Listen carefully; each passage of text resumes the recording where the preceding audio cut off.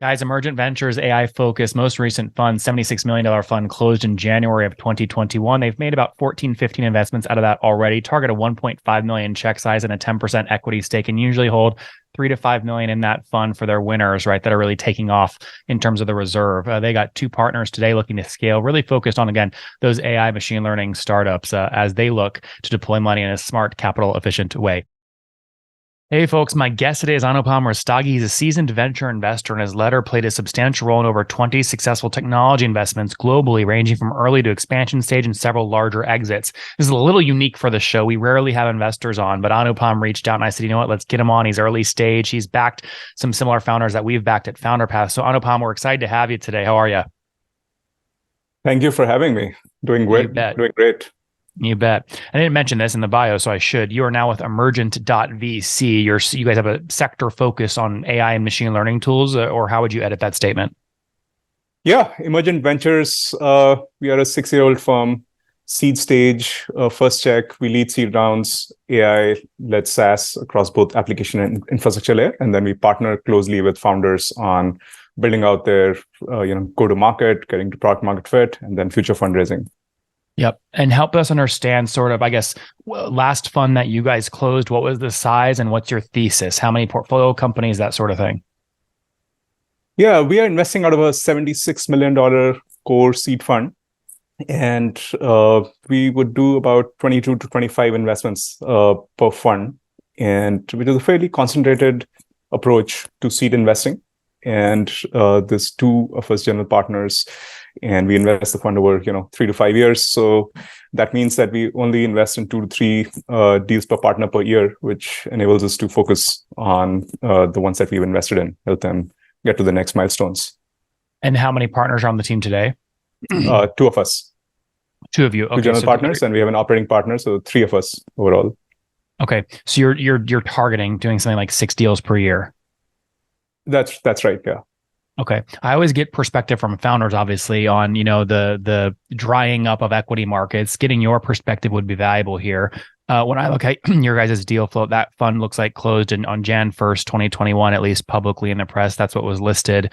And your guys' most aggressive or most active month or quarter was back when you guys did 9 deals in one quarter in 2021. How are you guys thinking about deploying capital today?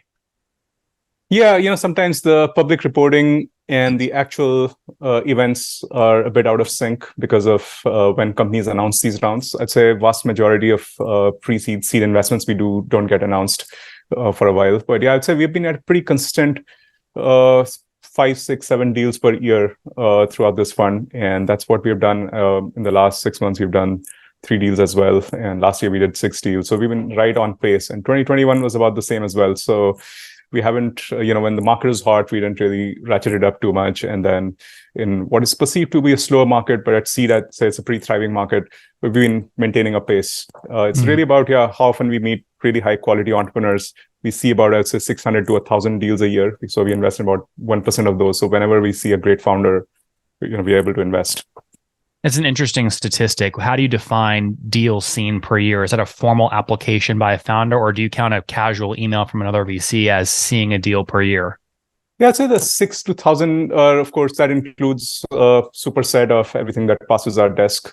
I'd say we probably spend a meaningful time with 100 to 200 of those where, we take a call and do some research and do some thinking on it and more. But yeah, I'd say deal seen is a wide term, which includes things coming in from a number of sources. I'd say the best ones are usually from a common connection. Often, folks have their, either prior bosses or colleagues or folks they work with that would know us, and they would send us, the mutual connect would often send us a warm intro. But yeah, we are very happy to receive cold email as well, and we receive tons of that, and then also through events and other things. Yep. And what's average check size typically? Our average check size is about 1.5 million initial check, and then up to 3 to 5 million over a course of time. 2 to 3 million over the course of time. You're talking about taking advantage 3 to of 5 pro ratas. Yeah, exactly. Yes, we can invest more once the company's on its way.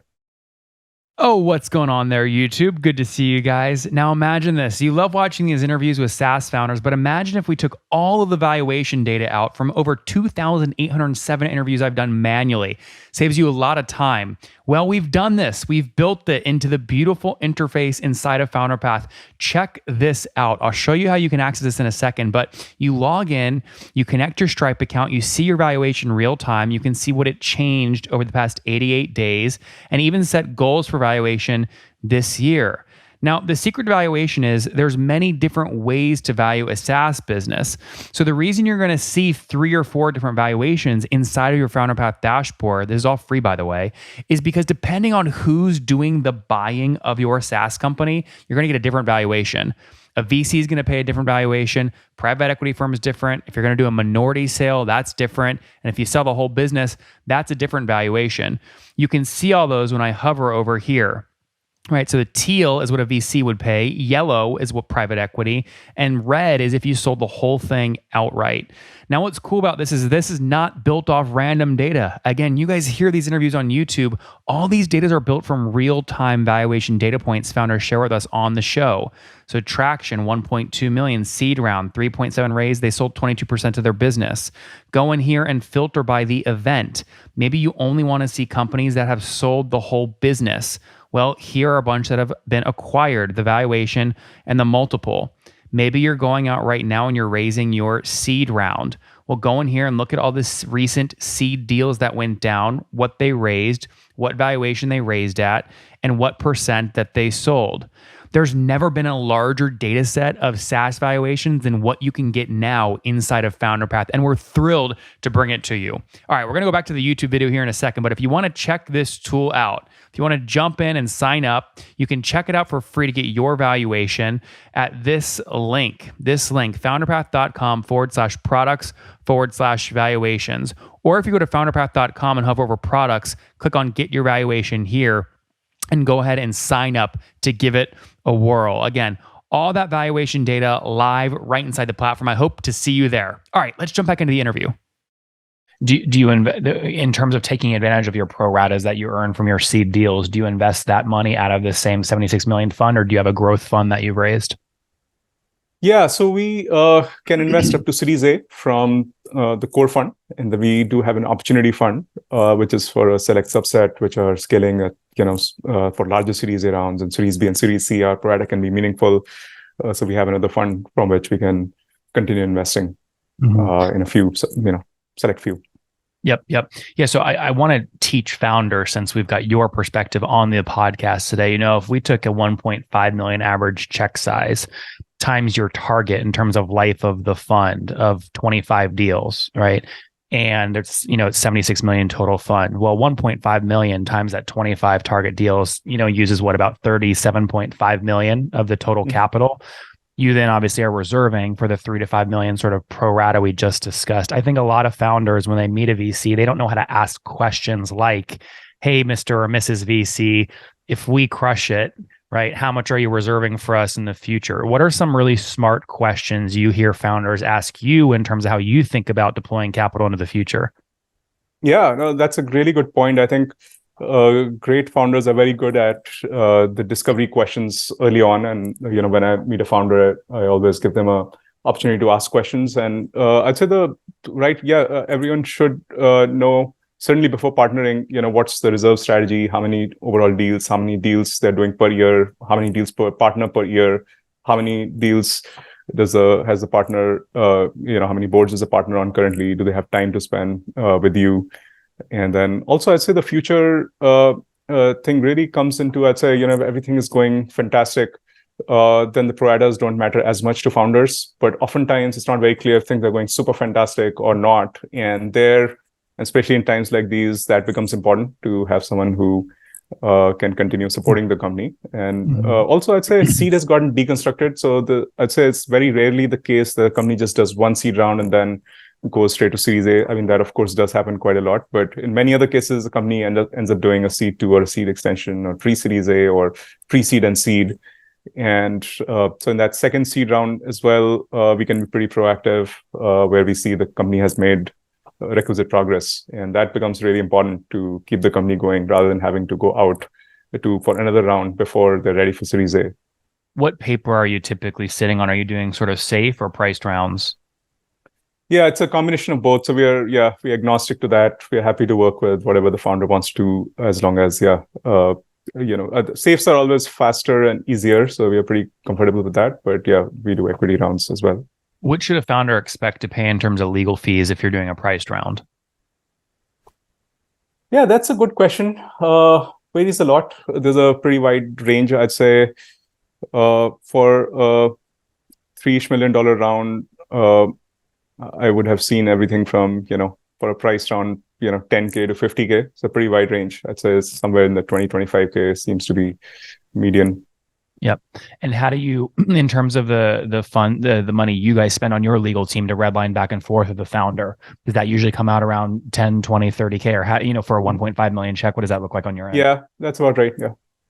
Okay. And do you pass? We try and give it to in the 10, 20K or less range. Safe is lower. It's closer to the 10 or lower, and then equity round, if it gets more, it's a more complex round with other rights have been negotiated, other things it can get, and there's legal diligence and other things. Yeah, it gets trickier. Yeah. And so, and you obviously pass that 10, 25K cost off to the founders. If the deal closes, they cover the legal. Yeah, I'd say that's fairly typical of venture rounds of that size. Yeah. Do you have a target percentage ownership you want with that initial check size? Yeah, we try and target 10% where we can, again, reflecting our lead investor status. So we are pretty happy to go and form our conviction. And then often, others are very happy. There's quite a few folks that like to follow us and join rounds. But yeah, I'd say our median ownership is in the 10, 12% range. That's what we target.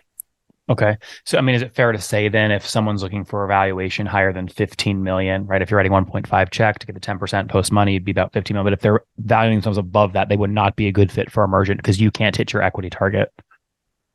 I'd say, we try and stay, depending on the stage and type of company, we try and stay in that 15, 20 post range under that. But yeah, we have, venture is a game of exceptions. So we do have, we see an exceptional founder, exceptional team, exceptional company. We have gone above that in some cases. But yeah, we do try to be fairly disciplined.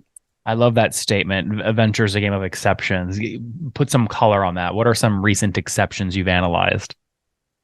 I'd say, what I mean by that is, across a fund, we are making, let's say, 22 to 25 investments. If we had one or two or three companies that were to exit for, in the billions of dollars, that's what really creates returns for our own investors. So we are really gunning for that. Of course, not all 22 or 25 companies will get there or even close, but we are in every company, we are looking for that ability of that company and the vision of the founder, which would get them to a potentially, $500 million to $1 billion type exit, 100 million ARR, let's put it that way. So, so if we see something where we think the probability of that is higher, so let's say a typical company maybe has, 5% likelihood of getting there when we're investing. But if we see some company has more than that, so it's still low in absolute terms, but it's higher than the rest, then we're able to stretch. But I'd say, we rarely do that. We try and just come in super early. We're happy to form a conviction before others, before the deal is hot, before other people are able to hang their hat on, before there's a lot of numbers, and we're able to, the vast majority, we're single-digit million valuation. Yep. And Anupam, if you guys look at timelines, right? So on average, from initial email to term sheet signed to DD done and final closing docs, what do you guys typically close in? Yeah, quite a wide range. Safe rounds, pretty clean. We can do it in as little as a few days, and we've done it. And then in some cases where there's complex, we have quite a few cross-geography companies. So all our companies are US market focused, but we have quite a few companies that are building in places like India. We also have companies from places like, Europe and other places. So sometimes those require more work and more legal review, and sometimes they may require changing the structure, which the founder is anyway planning to do. And those could take, a few months, 2-3 months. I'd say median is probably 3-4 weeks. Yep, 3-4 weeks. Okay, very good. That's helpful. And then what about your source of capital? Single big LP, pension fund, endowment, or no, hundreds of, smaller checks? Combination. So we have, few institutions that are investors, which are bulk of the capital is from those institutions. And then we have a bunch of individuals actually who are very well placed in the enterprise space. So a number of successful founders of companies that have had good exits, and then senior executives at pretty much any enterprise company you can think of. So a lot of those folks have skin in the game. and they're also a very helpful source for our founder community and helping them navigate to product market fit and beyond. So yeah, it's a combination of institutions which are sort of more recurring and long term, and good support pillars for us, and then individuals who bring a lot of operating expertise with them. What are the negatives? So a founder listening right now talking to a potential, seed lead, and they learn that funds investors are either pension funds, endowments, or individual angel checks. What are the downsides to each of those kinds of groups from the founder's perspective, not from the fund's perspective? I would say, I don't know if that has a very meaningful impact on the founder directly. What could matter to founders is the fund being around and being prominent over time or not. So if the fund, let's say, invests in your company and then it just shuts down 6 months later or something like that, that's probably the worst case scenario, or one of the bad case scenarios. So I'd say as long as there's well, what can a founder ask to try and deduce that from a VC fund? Obviously, the VC fund is not going to say we're shutting down in 6 months. So how can a founder try and ask questions around that to get a sense? Yeah, I think this is the same question that you asked. I think that's, some founders ask us, and I think that's a good question to ask. Who are your, LPs, and how do you see the future of the firm, and things like that. I think that's probably relevant and a good question to ask and understand. Mm-hmm. And also, I think founders often, when we invest, often also speak with other founders that we are investors in, for example. So I encourage founders to do that with, any fund they're looking to work with. Just reach out to your networks, to other founders that the firm has invested in, and over time, those existing founders would probably have a sense as well of how the firm is doing and which way they're headed and how helpful they are. Last question here before we wrap up. There's a lot of non-dilutive players coming onto the space like FounderPath. We share a couple founders together, which we're enjoying supporting. But how does a VC like you view a non-dilutive, capital partner that might already be on the balance sheet like FounderPath? I think that's great. And it depends obviously on the specific platform, but the more non-dilutive funding that a company can get, I think that can be a good source, as long as the founders understand in case it's a loan or something, what's the payback period, and is the company going to be profitable or have resources enough to pay back at that time. But outside of that, it makes a ton of sense. And also, I'd say, venture capital is not for everyone. I'd say, in fact, it's for a very small percentage of founders and companies. I'd say a lot of SaaS can be built without venture capital and should be built without venture capital. So someone could build a, $30, $50, $100 million worth company and own maybe 80-90% of it between the founder group or more.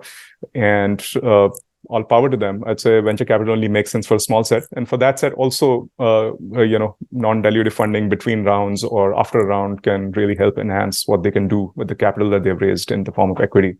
Yep. Anupam, on that note, let's wrap up here with the famous 5 rapid fire. Number 1, favorite book? I'd say if I had to pick one, I'd say 0 to 1 by Peter Thiel. Number 2, is there a CEO you're following or studying? Can't be a portfolio company. I'd say yes, Mark Benioff. Salesforce has done really well through all kinds of different times, and including recent time where they've managed to really reflect with the times, and they've really weaved in a lot of acquisitions really well. And when it's about growth, they've been growing, and then when it's about efficiency, they've really moved the needle very fast on that. Number 3, what's your favorite online tool for, let's say for analyzing software companies? Do you guys use any online tools? I'd say it has to be ChatGPT right now. I think any sector, new sector, or understanding, of course, the information on it is outdated, but there's a lot of other LLMs out there now. But that's a really useful tool to get started on researching something. Number 4, how many hours of sleep do you get every night? I try and aim for 6.5 to 7 at least. All right, that's good. In situation, married, single, kids? Married. I have a daughter in middle school. That's great. And how old are you? I am in my early 40s. Early 40s, great. Last question. Something you wish you knew when you were 20? I'd say taking good notes. It's a boring one, but it's really useful. Now there's very little that you remember from that time, but yeah, if you're taking good notes, I think you can compound faster. So that's something I started doing maybe in my 30s. But if I started in my 20s, maybe I would have, been able to learn things I learned in 10 years in 5. Guys, Emergent Ventures AI focused most recent fund, $76 million fund, closed in January of 2021. They've made about 14, 15 investments out of that already. Target a 1.5 million check size and a 10% equity stake, and usually hold 3 to 5 million in that fund for their winners, right? That are really taking off in terms of the reserve. They got two partners today looking to scale, really focused on, again, those AI machine learning startups as they look to deploy money in a smart, capital efficient way. Anupam, thanks for taking us to the top. Thank you, Nathan. One more thing before you go. We have a brand new show every Thursday at 1 p.m. Central. It's called Shark Tank for SaaS. We call it Deal or Bust. One founder comes on, three hungry buyers, they try and do a deal live, and the founder shares back-end dashboards, their expenses, their revenue, ARPU, CAC, LTV, you name it, they share it. And the buyers try and make a deal live. It is fun to watch every Thursday, 1 p.m. Central. Additionally, remember, these recorded founder interviews go live. We release them here on YouTube every day at 2 p.m. Central. To make sure you don't miss any of that, make sure you click the subscribe button below here on YouTube, the big red button, and then click the little bell notification to make sure you get notifications when we do go live. I wouldn't want you to miss breaking news in the SaaS world, whether it's an acquisition, a big fundraise, a big sale, a big profitability statement, or something else. I don't want you to miss it. Additionally, if you want to take this conversation deeper and further, we have by far the largest private Slack community for B2B SaaS founders. You want to get in there. We've probably talked about your tool if you're running a company or your firm if you're investing. You can go in there and quickly search and see what people are saying.